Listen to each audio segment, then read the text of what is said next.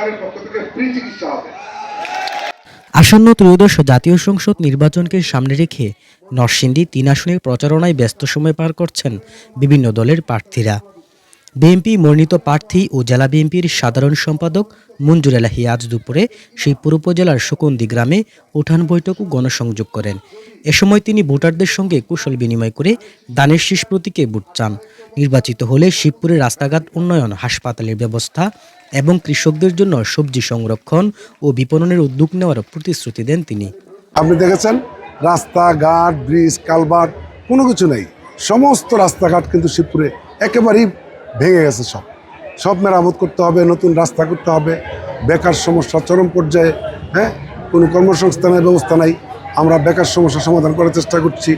এই শিবপুরের মাদকমুক্ত শিবপুর গড়ার চেষ্টা করছি। মানুষের জানমালের নিরাপত্তা কীভাবে দেওয়া যায় সেই বলয় আমরা তৈরি করছি। শিবপুর কিন্তু সবজির জন্য বিখ্যাত। ঢাকা শহরের 70% সবজি কিন্তু এই শিবপুর থেকে যায়।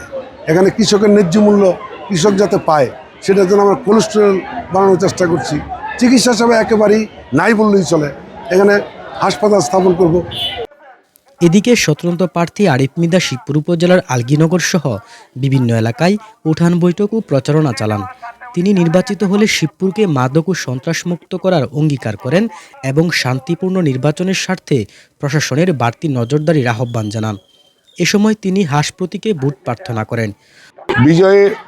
আমরা সুষ্ঠু নির্বাচন হলে বিজয়ের ব্যাপারে আমি 100% আশাবাদী এবং নির্বাচিত হলে জনগণের জন্য উন্নয়ন, জনগণের শান্তি, মাদকমুক্ত শিবপুর, একটি সন্ত্রাসমুক্ত শিবপুর, একটি চাঁদাবাজি মুক্ত শিবপুর এবং শিক্ষা, স্বাস্থ্য, খেলাধুলা সহ যুব সমাজকে কীভাবে আগামী দিনে একটি আদর্শ নাগরিক হিসেবে তৈরি করা যায় আমরা সেই বিষয়ে আমরা সর্বোচ্চ অগ্রাধিকার দেব। আমরা ঝুঁকিপূর্ণ কেন্দ্রের তালিকা রিটার্নিং কর্মকর্তা বরাবর দিয়েছি।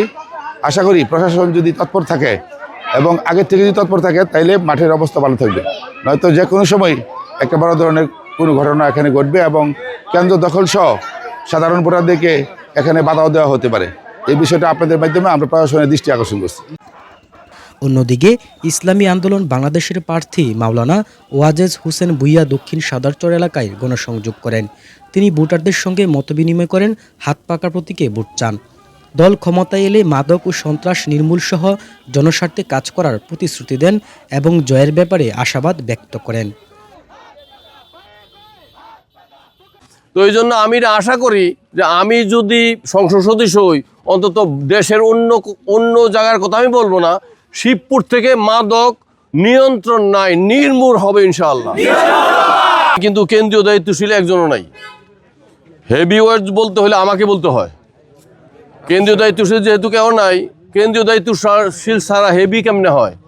হেভি ওয়েট প্রার্থী আমি। আর যারা ওই করতেছেন, যারা প্রচারণা করতেছেন তাদেরকেও আমি ইয়ে করা কোনো সুযোগ নাই, কারণ ওনারা প্রার্থী হিসাবে আমি দেখি।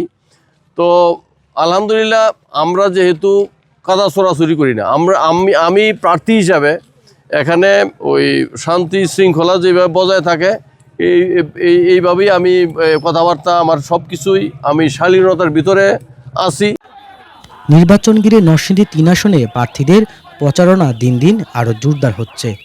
Desk report, ATN Bangla.